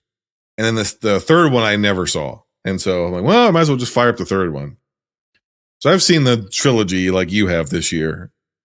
And I tweeted about it earlier in the year. And I tweeted about it again now. And I posted about it on social media about how like Bernie Focker is like an inspirational figure for me. That I'd love to be wearing loose fitting, breathable fabrics somewhere in a tropical location, drinking wonderfully tropical citrus drinks and having a spritz and, just living this sort of wonderful life where money doesn't seem to be a problem. And getting very leathery in the Florida sun and just enjoying my life and having, a big breasted, dark skinned housekeeper walking around the house in booty shorts that my kid's apparently sleeping with and I'm fine with, and having a sex positive wife. And I did it like in a hyperbolic comedic fashion. And shortly after that, I didn't put it together until it happened again. I started getting these very strange suggestions in my social media algorithm. No. I'm like, what the fuck is this? And it's all of these like millennial thruples. It's all like, oh, I'm in a thruple. That means bubble, that whatever, all the different meme formats. And it's all of like these like I just called like yacht swingers, Florida yacht swingers. and like lifestyle. I don't know what this means. And all this sort of like tropical swinger shit. And then it kind of died off for a while. And I thought, God, what the fuck is wrong with this algorithm? So I saw this movie again. I pretty much tweeted the same thing out, It's like, wow, I really want to be Bernie Focker in his loose fitting clothes and, whatever, and this, that, whatever. And immediately I started getting more swinger stuff. And so I sent it to a friend. I go, are you getting this? Are you getting like all of these like swinger memes, all these upside down pineapples and shit in Florida? And he goes, no. I feel like a real pervert. I'm like, why am I getting this? I promise you, I'm not. There's nothing in my cookies that would direct the algorithm to feed me this, right? And he's like, well, we have reached that sort of yacht swinger phase of our life. And I'm like, is that a thing? He's like, yeah, it is. There's this whole like millennial, like go out on a catamaran and wife swap kind of thing that's going on for millennials now. I'm like, what the hell? That's a trend I was not aware of. But it's a trend apparently they want to make me aware of. And I realized the algorithm is reading my desire to be Bernie Focker as basically being a Florida swinger, just being part of that pineapple community. Practicing capoeira so you can soon be cast in Ocean's 12. There you go. and Drew, in all reality, is just that I really wanted to be a loving father. Or have a loving father, yes. That's the problem with the internet. See, you say, I love to have a sex positive partner in my life and wear loose fitting clothes. And it's like, you want some swinger oil? You want some lotion for your orgies? And I'm like, no, I'm not an orgy guy. Yeah. So 4 out of 10. It's my second worst of the week. Meet the Fockers. So yeah, this also gets a 4 out of 10. But it moves up to number 2. Okay. Wow. Okay. Now here's a big shocker for me. The movie we're about getting ready to talk about is a movie that I hated for a very long time. I don't hate it anymore, but I don't like it either. It is The Day After Tomorrow, which currently has a 45% on Rotten Tomatoes. We found something extraordinary. You recall what you said about how polar melting might disrupt the North Atlantic current? Yes. Well, I think it's happening. The hail, the tornadoes, it all fits. Nothing like this has ever happened before. At least not in the last 10,000 years.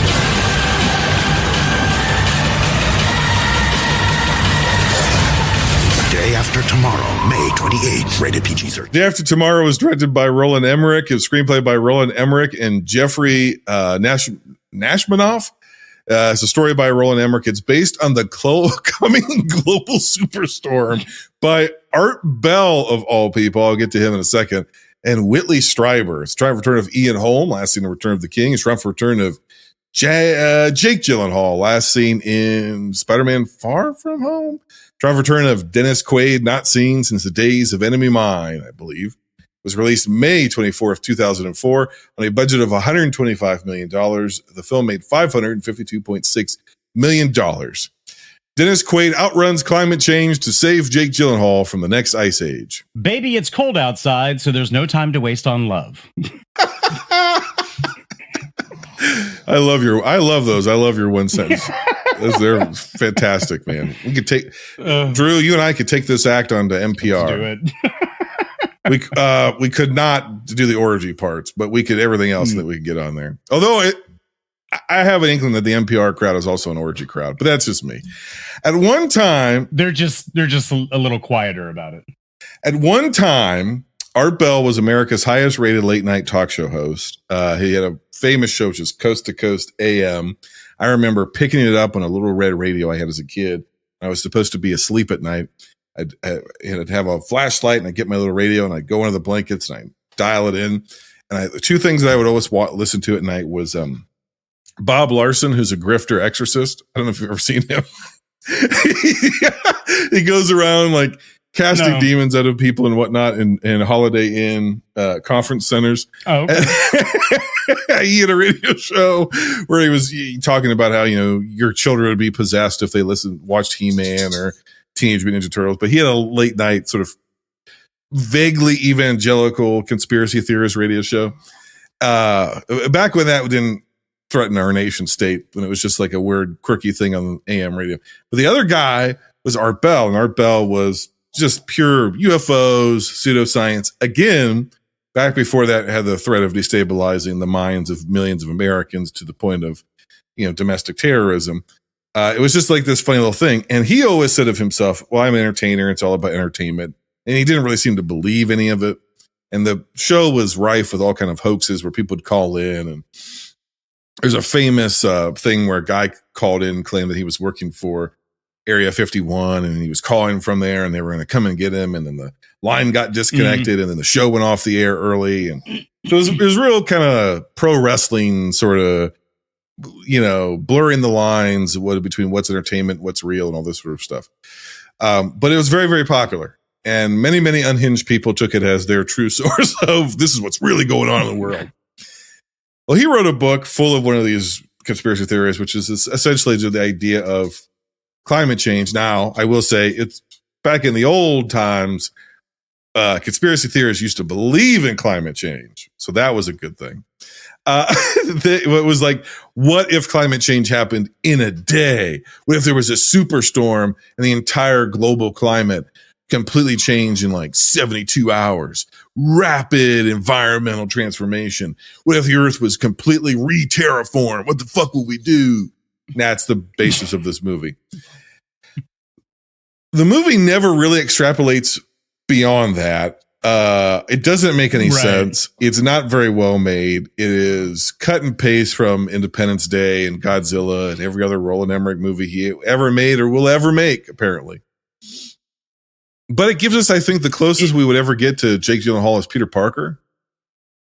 The nerdy science kid who is lovelorn over the girl who likes the bad boys on a school field trip to a museum. I'm like, wait, what the fuck is it?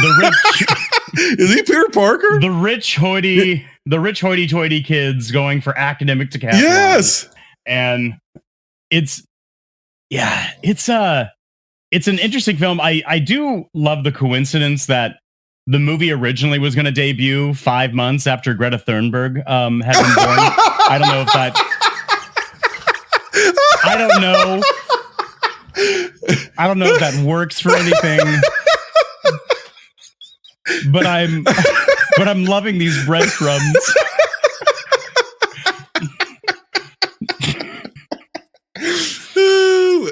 That's some real obtuse humor there, but I fucking love it. That's my funny bone, and you just tickled it, sir. Some people see the Virgin Mary in toast. I see Greta the day after tomorrow. I see her face in every snowdrift I see.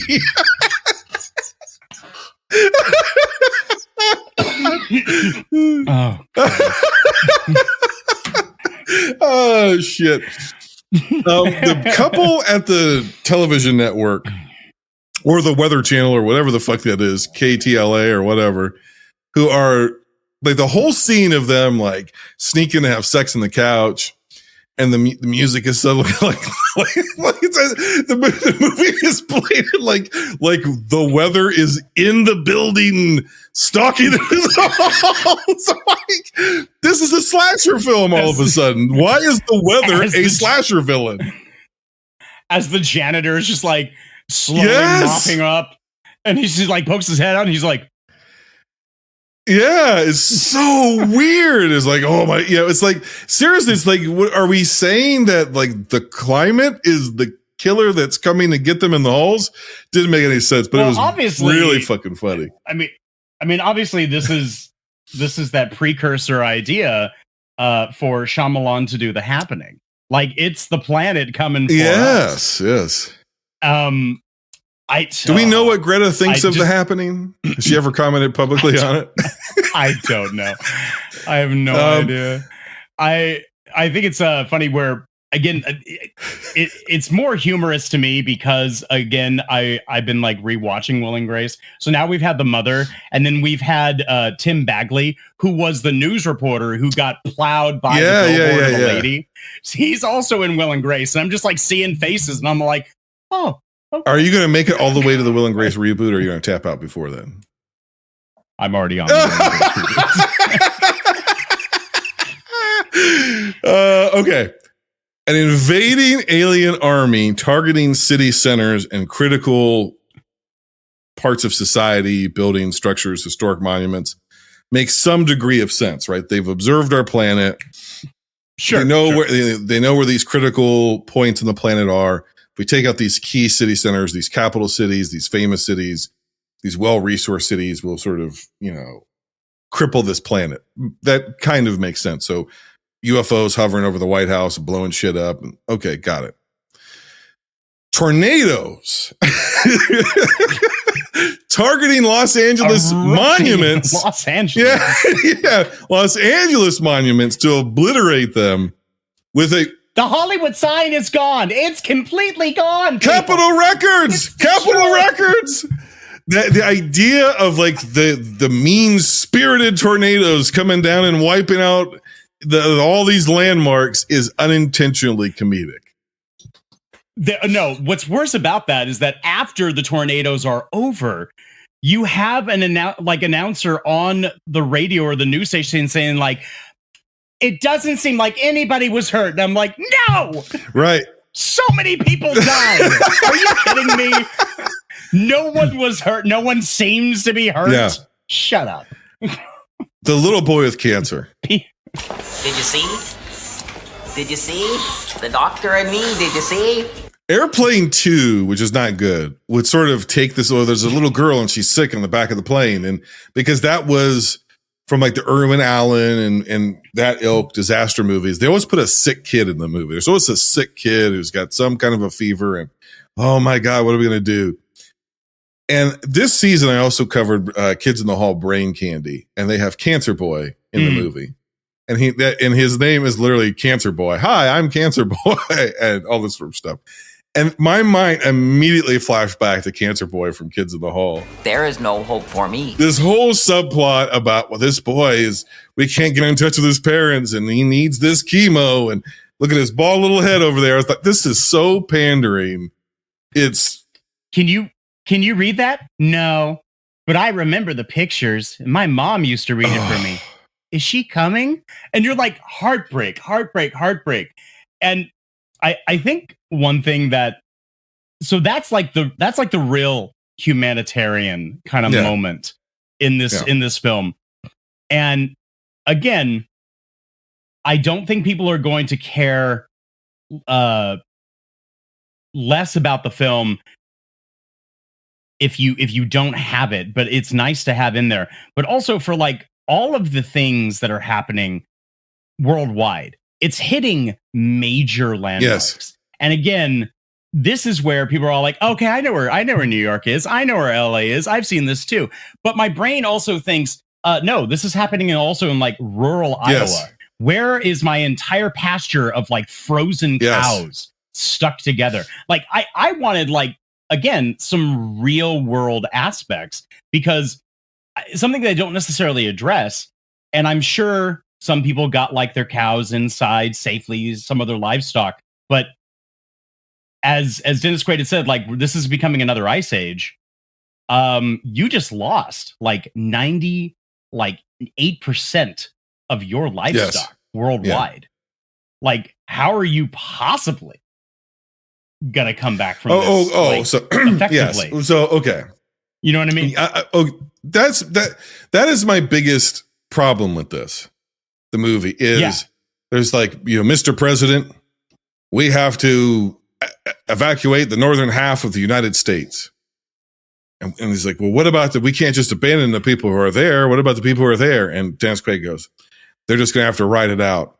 Ride what out? The Ice Age? It's already too late. He's like, it's already too late. They just have to write it out. And even at the end of the movie, we're going to send helicopters in and we're going to be able to try to get as many people out of New York as we can. To what end? Because the food supply, the food chain is gone. It's destroyed. Right. It's gone. Even when you're watching from space, from the space station, and like, oh, I can see land masses now. And like, it's actually green still.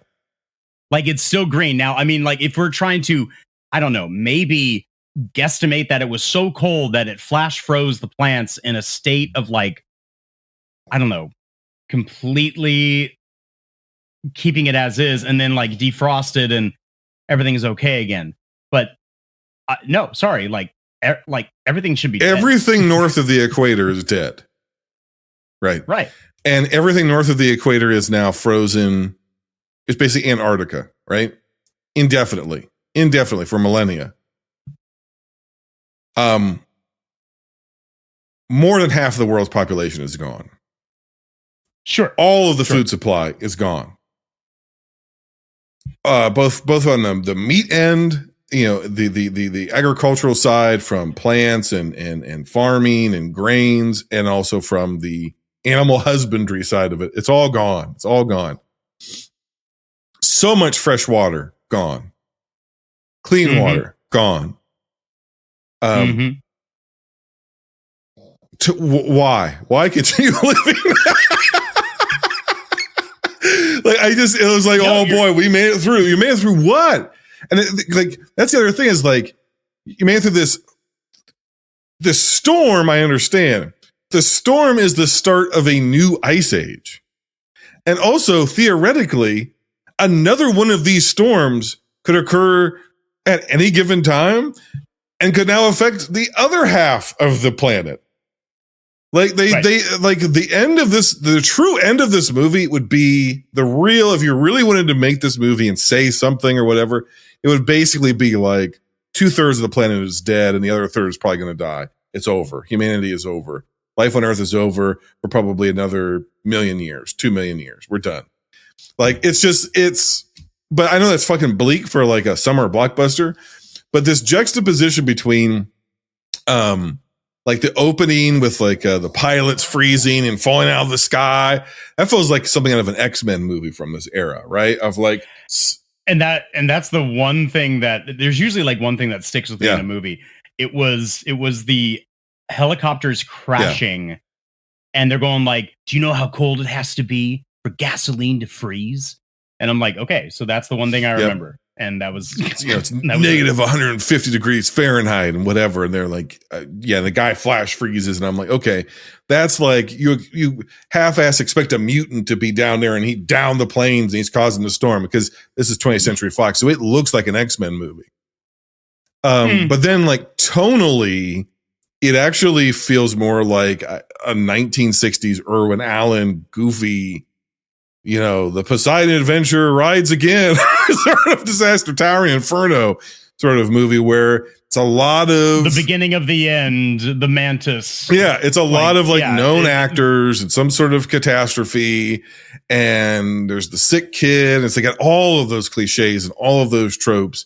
And in the end, we're all going to like band together and we're all going to make it through and yada, yada, yada. And I don't buy any of it. But I will say, I think that this is like the epitome of a laundry film.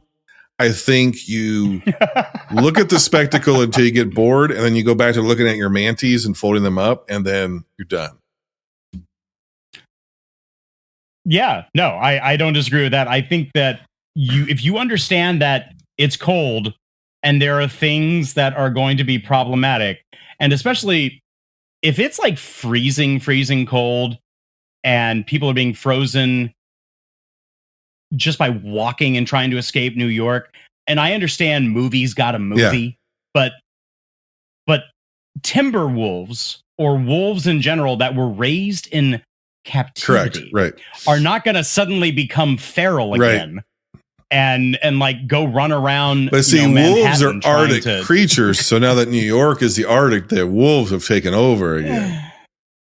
And movies got so. I also don't think if it's so cold outside that you freeze instantly just from like the wind chill, I don't think even if you're wearing Gore-Tex, you can sleep in just a standard tent.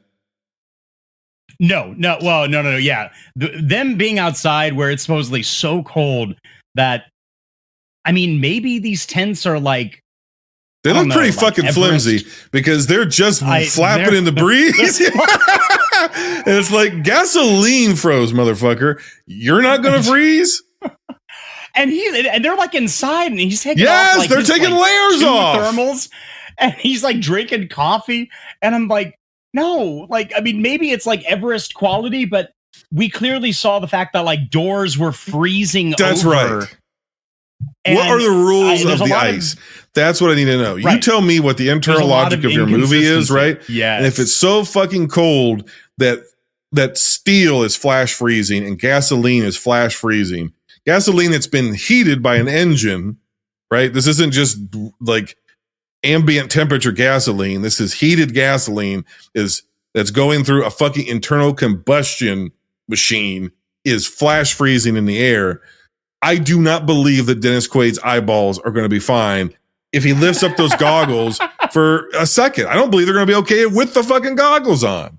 The goggles would freeze to his fucking face and rip his skin off when he tried to take it off. They really should, because any type of, like, you're right, any type of temperature should be counteracted with if it's negative 200 degrees, freezing, there's no close freezing. There's no equipment on Earth that could handle that Dennis Quaid just has hanging up in his closet. I'm sorry, I don't believe it. Also, I would love to know exactly how a Russian oil rig is somehow like just coming through New York's harbor. Doesn't make any sense. It doesn't. It does. And okay, and here's the other thing. You show me Dennis Quaid and his buddies.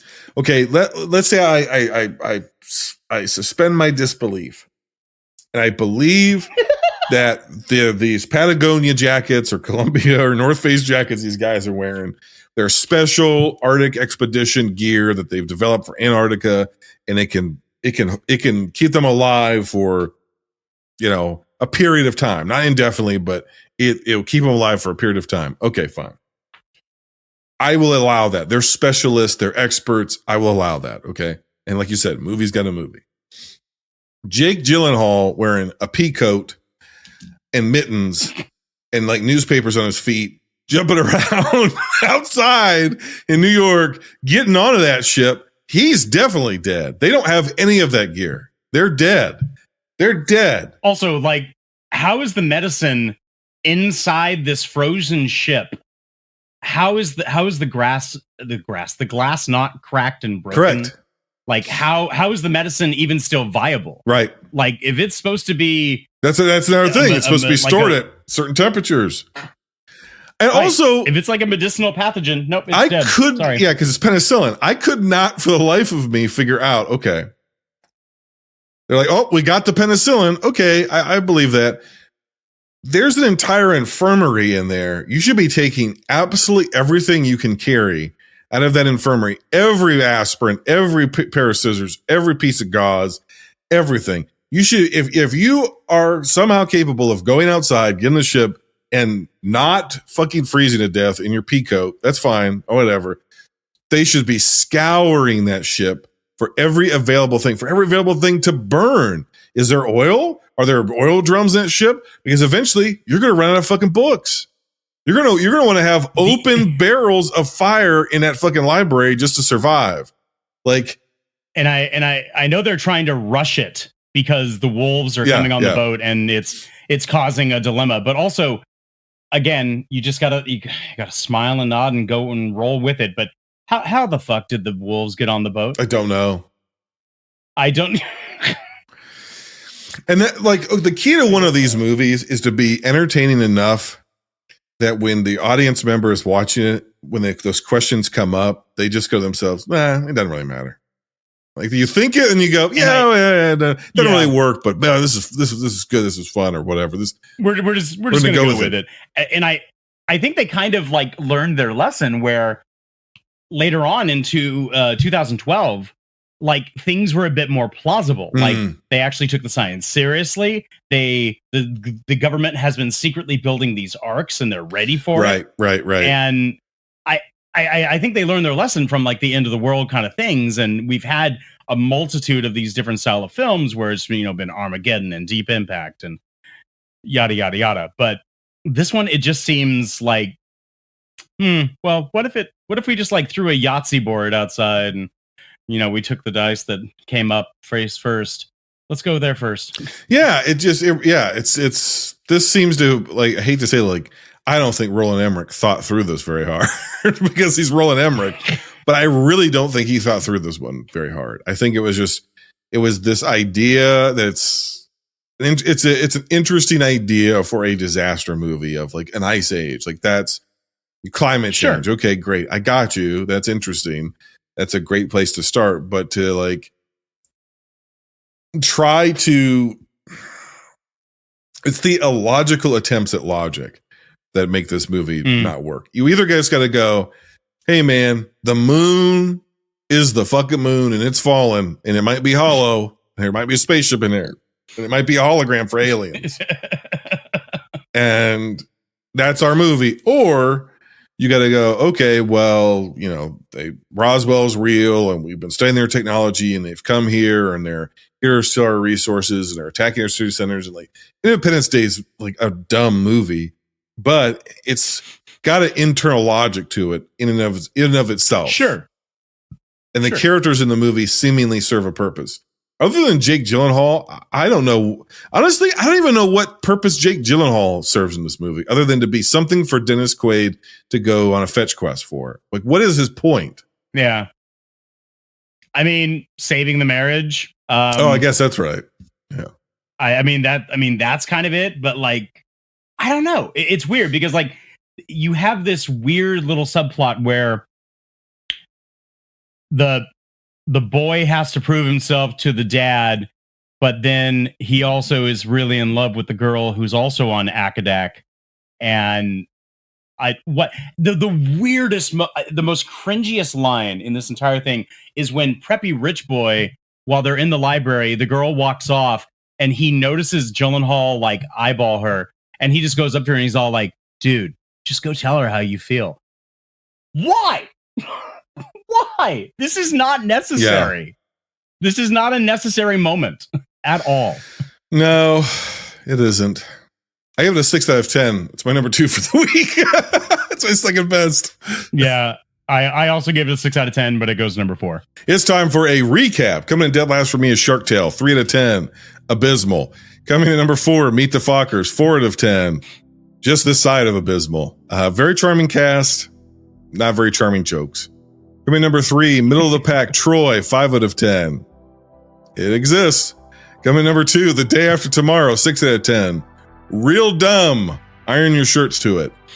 Coming in number 1, Ocean's 12. Not as good as the first, but still very enjoyable. It's like going on vacation in Europe, which we should all aspire to, but most of us will never achieve, thanks to our poverty.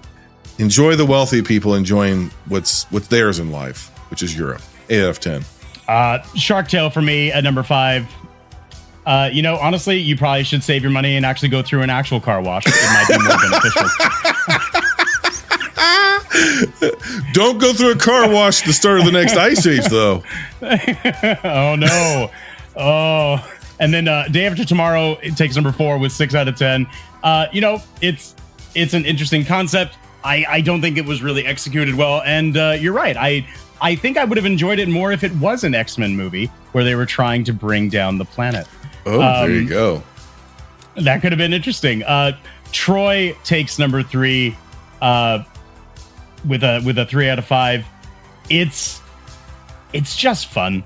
I think it's a fun little war movie, but there's so much wrong with it that it has to take middle ground. And of course, obviously a highlight is Brad Pitt's ass. Always. Always a highlight. Meet the Fockers takes number 2 for me with I think I bumped it up to a 4. And I think it's heartwarming and endearing. The shtick gets a little old, but luckily you can kind of pin a rose on it at the end with some good quality love. And we just have to have Ocean's 12 at first with a 3.5 out of 5, so 7 out of 10 for me. It's still fun. You get heisty, but you kind of realize that there's too much of that like gotcha over the top moments. Would Troy have been better if instead of Rose Byrne being digmatized, it was Garrett Hedlund in that bed? I think it would have been more believable.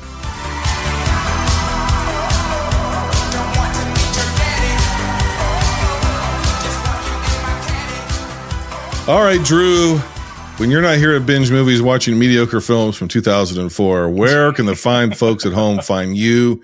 Where should they subscribe? What should they smash? And what should they like? Well, you guys can find the Real Feels podcast on any podcatcher out there. Just search for the Real Feels podcast up on Facebook and on Instagram. On Twitter, we are at Real Feels Pod. And we would just love to fill your ear holes every other week. Think about the movies you could have been talking about with me. The top 5 highest grossing films of 2004. The Passion of the Christ, The Incredibles, Spider-Man 2, Harry Potter and the Prisoner of Azkaban, and Shrek 2. Instead, you got this dreck. Looking at the list of the top grossing films, Passion of the Christ was the one that I was referring to earlier, where I was like, oh yeah, that's right. it did come out in 2004. Yeah. And yeah, I'm not surprised it's that high, but I'll tell you right now, I'm happy to not watch it again. I am surprised it's not higher. Yes. Really? I remember it making a lot of money, and I'm like, I didn't think it would beat Spider-Man 2, but for Jesus to take the L to The Incredibles, who's more incredible than Jesus? You can hear the story of the crucifixion and you can hear about the sacrifice, but I think it's so much more obviously visceral for people to see it. I guess that's the thing, is you can take your small children to The Incredibles. You probably shouldn't take them to the Passion of Christ. Yeah. Could you imagine some mother in the theater going like, do you see that? Do you see it? Christ bled for That's you. because of you. Shut up and watch. That's because of you. You see that? That's because you touched yourself at night. And let's just put it like this. Next week, I exact a little bit of justice against Paul from the countdown. Finally, things are going to come up, Jason. So you're going to want to tune in, dear listener, next week. All right. Drew, thank you for coming on the show. It's been a long time in the works. I appreciate it. It was a pleasure talking to you. Until next time, binge on.